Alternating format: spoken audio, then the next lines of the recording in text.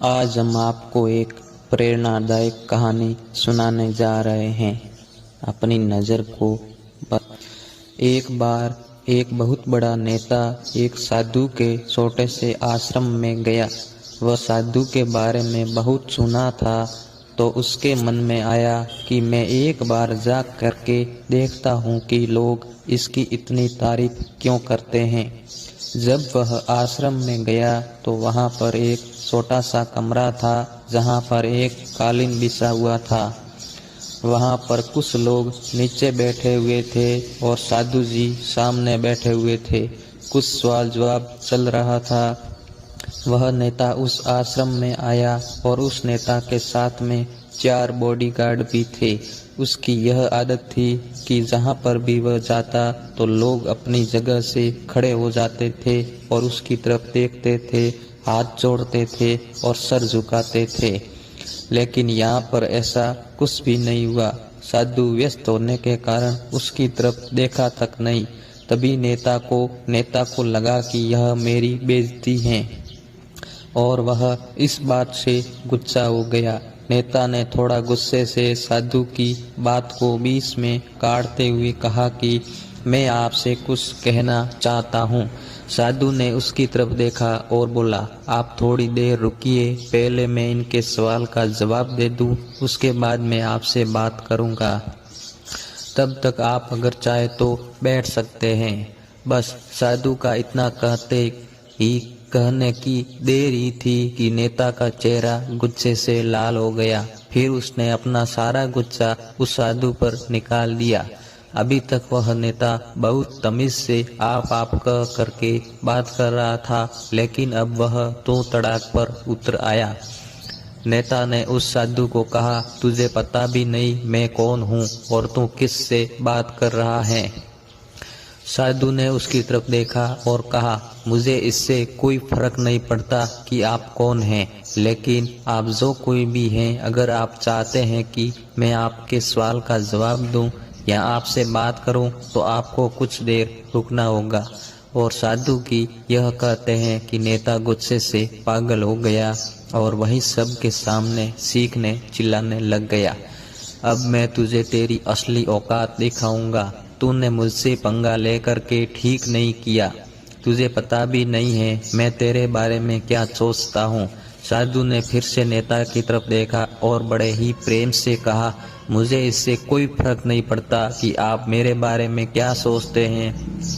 आप जो चाहे वह मेरे बारे में सोच सकते हैं। फिर नेता ने उससे कहा कि तू शायद सुनना चाहता है या नहीं, लेकिन मैं तुझे यही सबके सामने बताऊंगा कि मैं तेरे बारे में क्या सोचता हूँ। तू कोई साधु नहीं है, तू एक बहुत ही घटिया इंसान है। तू एक ढोंगी है, पाखंडी है। यहाँ पर जितने भी लोग बैठे हैं उन सबको बेवकूफ़ बना रहा है। तेरा बस एक ही मकसद है, इन लोगों की जेब में जितना भी पैसा है वह सब तेरे पास आ जाए। तू अपने फायदे के लिए इन लोगों का इस्तेमाल कर रहा है। अब मैं तुझे नहीं छोड़ने वाला हूँ। पूरी दुनिया के सामने तेरा पर्दाफाश करके रहूँगा। लेकिन इसके इतना बोलने के बाद भी हल्की सी मुस्कान उस साधु के चेहरे पर बनी रही। यह देखकर वह और भी तिलमिला गया और उसने कहा, अब बहुत हो गया, अब मैं यहाँ 1 मिनट भी नहीं रुकने वाला। लेकिन अभी भी तेरे पास मौका है। अगर मुझसे माफ़ी मांगनी है या मुझसे कुछ कहना है तो कह सकता है। इतना सब होने के बाद भी साधु के चेहरे पर एक मुस्कान थी और वह बिल्कुल शांत था और उन्होंने अपनी आंखें बंद करी। फिर साधु ने अपनी आंखें खोली, हाथ जोड़े और कहा कि मुझसे आपसे कोई गिला शिकवा नहीं है।